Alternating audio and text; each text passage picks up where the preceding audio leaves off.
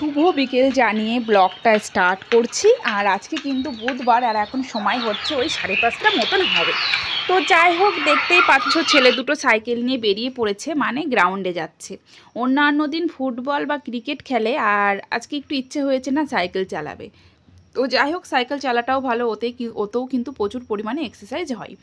তো ছেলে দুটো চলে গেল, আর হাজব্যান্ড ডিউটিতে গেছে, একটু পরে চলে আসবে। তো দেখো বাইরের ওয়েদারটা কত সুন্দর, তাই না? ঠান্ডা ঠান্ডা। তো যাই হোক, আর এখন কিন্তু সন্ধ্যা হয়ে গেছে, 6:30 মতন বাজে। তো একটু ধূপ ধুনো ভগবানকে দেখিয়ে নেব। তারপরে দেখো হাজব্যান্ড একটু ডিউটি থেকে এসে একটু বাজারেও গেছিলো, আর বাজার থেকে নিয়ে এসছে পকোড়া বলতে এটা হচ্ছে পেঁয়াজি। তো পেঁয়াজি নিয়ে এসছে, আর এখন এটা খাবো মুড়ি দিয়ে, সাথে চা বানাবো। আর আমি একটা জিনিস লক্ষ্য করছি, কি বলো তো, এখানকারের পেঁয়াজিটা আমাদের বাংলার পেঁয়াজির থেকে অনেক অনেক আলাদা, মানে প্রচুর পরিমাণে আলাদা। মানে খুব সুন্দর একটা খাস্তা, দারুণ। আর দেখো ছেলেদেরকে দিয়ে দিয়েছি, এই যে ওরা মুড়ি দিয়ে পেঁয়াজি দিয়ে খাচ্ছে, আর আমাদের জন্য একটু চা বানিয়েছি। আমরা চা প্লাস মুড়ি নেব। আজকাল ভাজা দিইনি, প্লেন মুড়ি, কেন কি পেঁয়াজি আছে ওই কারণে। তো চলো, সাথে কিন্তু কাঁচা লঙ্কাও ছিল, মানে কাঁচা লঙ্কাটা ফ্রাই করা ছিল। তো পেঁয়াজিটা না খেতে দারুণ ছিল, দারুণ, মানে আমাদের বাংলার থেকে প্রচুর পরিমাণে আলাদা। তো যাই হোক, আর এই যে চলো খাওয়া দাওয়া করে নিই। আর কিন্তু হাজব্যান্ড চিকেন নিয়ে এসছে, রাত্রেবেলা চিকেন আর তোমার রুটি বানাবো, মানে ওরই পছন্দ, রাতে চিকেন কষা আর রুটি খাবে, সেই কারণে নিয়ে এসছে। তো এদিকে চার বাসন টাসন যা যা ছিল সমস্ত কিছু ধুয়ে নেব, ধুয়ে নিয়ে রান্নাবান্না স্টার্ট করব। আর কি বলো তো, আমরা যারা কোয়ার্টারে থাকি তারা সাধারণত হাজবেন্ড, আর যদি বাচ্চা থাকে তাহলে বাচ্চা, এই নিয়েই কিন্তু আমাদের জীবন। তো সেই কারণে না আমরা সবসময় ভাবি যে বাচ্চা বা হাজবেন্ড কিসে খুশি হবে, কি করলে তারা খুশি হবে। তো সবসময় তাদের কিন্তু পছন্দর খাবার দাবার আমরা বানানোর চেষ্টা করি।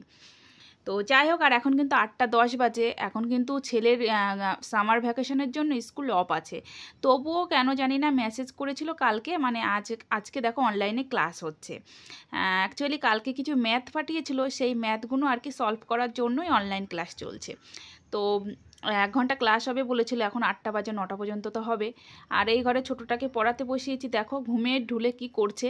বিকালে যেহেতু খেলা করেছে প্রচুর, মানে সাইকেল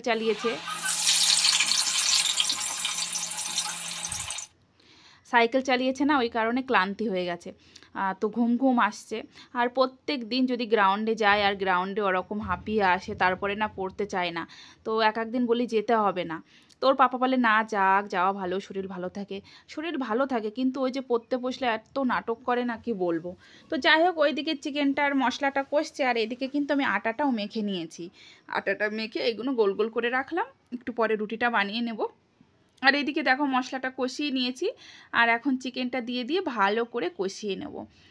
আর চিকেন যত কষাবে তত কিন্তু খেতে ভালো লাগবে। আর চিকেন জিনিসটা দেখবে বেশি জল জল কিন্তু ভালো লাগে না, বেশি একটু কষা কষাই কিন্তু দারুণ লাগে খেতে।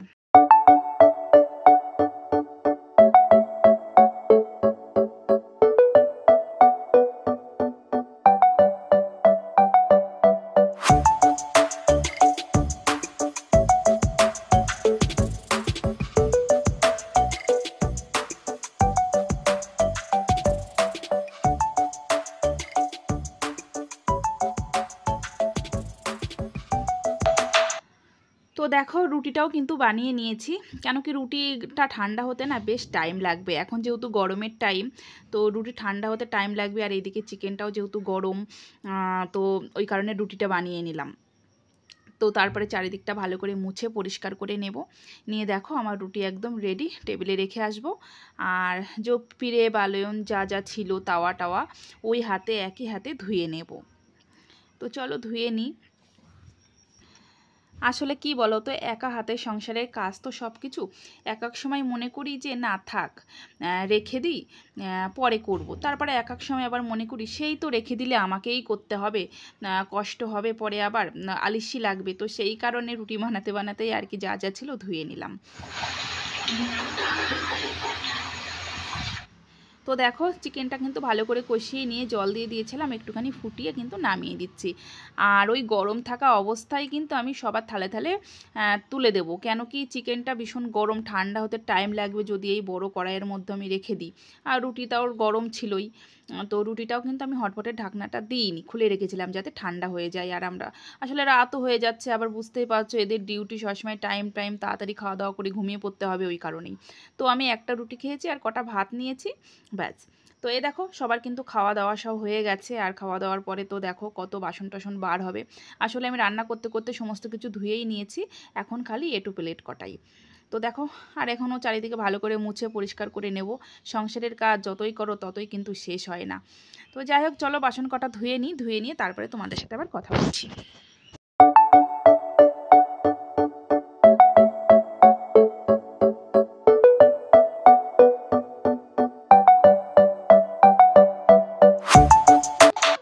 আসলে কি বলো তো, আজকে দিনে একদমই ব্লগ বানানো হয়নি। তো তারপরে ভাবছিলাম যে ব্লগটা একেবারেই অফ থাকবে, কিছু দিতে পারবো না, ওই কারণে দেখো ভালোই হলো তোমাদের ইভিনিং টু নাইট আমি শেয়ার করতে পারছি।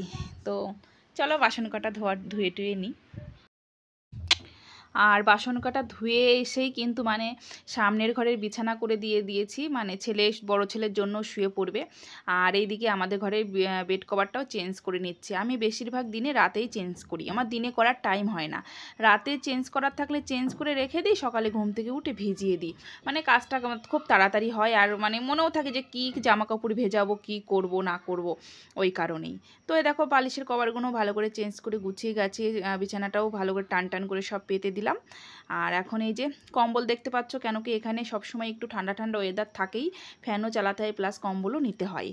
তো চলো বিছানা রেডি। আর ওই যে ছোটো ছেলেকে একটু শুয়েছে, তো এখন এই যে বিছানা চাদর টাদর যা পড়ে আছে প্যাকেটে রেখে দেবো, কালকে সকালের জন্য সব ভিজিয়ে দেবো। তো বিছানাপত্র তো সব কমপ্লিট।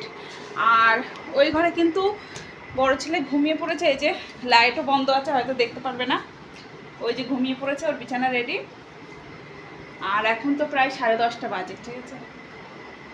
তো আর মশারি টাঙাবো না, যেহেতু এখানে মশা খুব কম, মানে মশা থাকেই না, ঠিক আছে, ওই কারণে মশারি আর টাঙাবো না।